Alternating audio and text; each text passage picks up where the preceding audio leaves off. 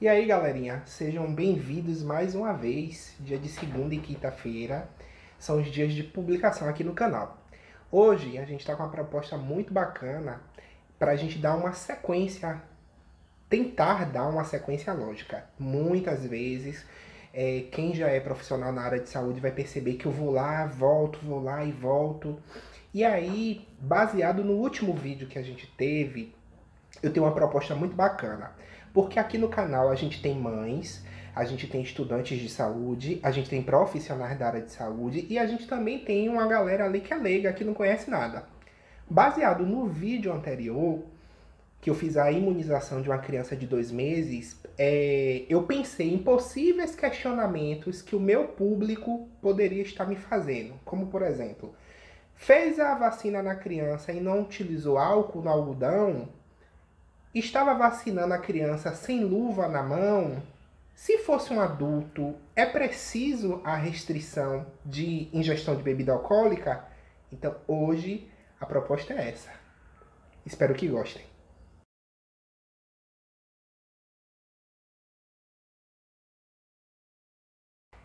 E a primeira pergunta de hoje está relacionada às bebidas alcoólicas. A gente recebe frequentemente adultos, principalmente homens, que estão preocupados em saber se depois da imunização eles podem ou não beber. Baseado no que a gente tem de material, de suporte, aqui a nível Ministério da Saúde, a gente tem Programa Nacional de Imunização, temos um de 2014, temos outro, se eu não me engano, de 2017, que fala de normas e rotinas. O que é que se fala em relação à bebida alcoólica? Que não há contraindicação para o uso da bebida alcoólica.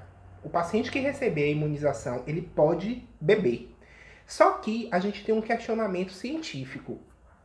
Quando a gente faz o uso da bebida alcoólica, a bebida alcoólica, ela naturalmente faz com que a gente tenha uma baixa de nossa imunidade. Lógico que essa imunização de forma diminuída, ela vai acontecer se você faz o uso abusivo de álcool. E no momento em que a gente recebe uma vacina, a gente precisa que nosso sistema imunológico ele esteja apto para fazer essa conversão dos anticorpos. Então, a recomendação é: se tiver que beber, beba socialmente e evite o uso abusivo do álcool, porque pode comprometer. Mas o álcool, ele não anula a eficácia, ele não anula a eficácia, ele não inativa a vacina, isso não existe em lugar nenhum. Porém, agora, com a vacina do Covid, a gente tem algumas orientações. Por exemplo, a Sputnik, ela fala que após imunização, esse paciente precisa ficar 42 dias sem ingesta de álcool. A Oxford, nos estudos dela, ela não orientou a pausa em relação a atividades sociais, como bebida.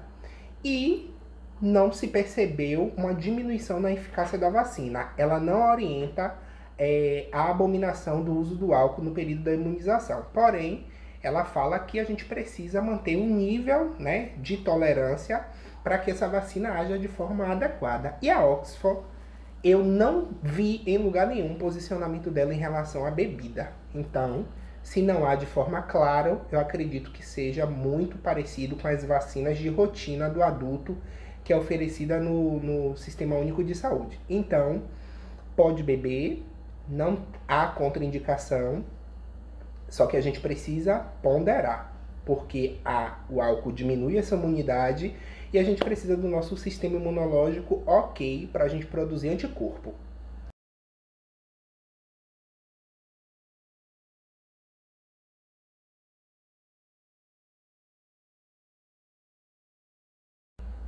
Verdade.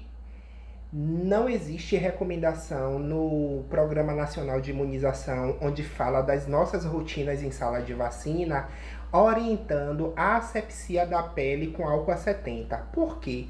O álcool a 70, ele pode alterar essa eficácia da vacina. Lembrando que o álcool a 70 ele tem uma capacidade de desintegrar a membrana celular. Se a vacina é composta por bactérias e vírus e eu utilizo uma substância que pode quebrar a membrana celular, então a gente tem um produto ali que pode comprometer a eficácia dessa vacina. Qual é a orientação? Digamos que a gente vai vacinar um paciente que seja morador de rua. A gente lava o braço desse paciente com água e sabão e depois a gente seca e faz a administração da vacina. Se a gente não tiver o recurso da água e sabão, a gente estiver na rua, a gente vai usar o álcool A70. De que forma? Pega o algodão, passa no membro durante 30 segundos, aguarda mais 30 para que a solução do álcool ela seque e aí sim eu faço a administração dessa vacina. Mas o paciente que chega na sala de vacina, na unidade, para ser imunizado, não há a recomendação do uso do álcool na pele desse paciente, porque o álcool ele vai alterar essa eficácia dessa vacina. Então não há essa recomendação. Uma coisa muito importante sobre o álcool também é em relação às ampolas. A gente tem dentro de sala de vacina as ampolas que são multidoses. O que é isso? São frascos que dentro dele a gente tem 20 doses, 10 doses. E aí depois que a gente tirar a tampinha da vacina, a gente tem uma borracha. Essa borracha ela precisa ser perfurada para o profissional aspirar a quantidade da dose que vai ser administrada no paciente. Exemplo. Na segunda, na terceira, na quarta vez que eu tiver necessidade de aspirar aquela vacina, também não há recomendação de eu pegar o algodão e passar o álcool A70 ali. Porque ali é a entrada do frasco de minha vacina. Qual é a recomendação? Se eu tenho uma borrachinha, eu vou furar cada dose que eu precisar num local diferente, para que assim a gente evite contaminação. Mas também não há a recomendação do uso do álcool A70 na entrada do meu frasco ampola de vacina.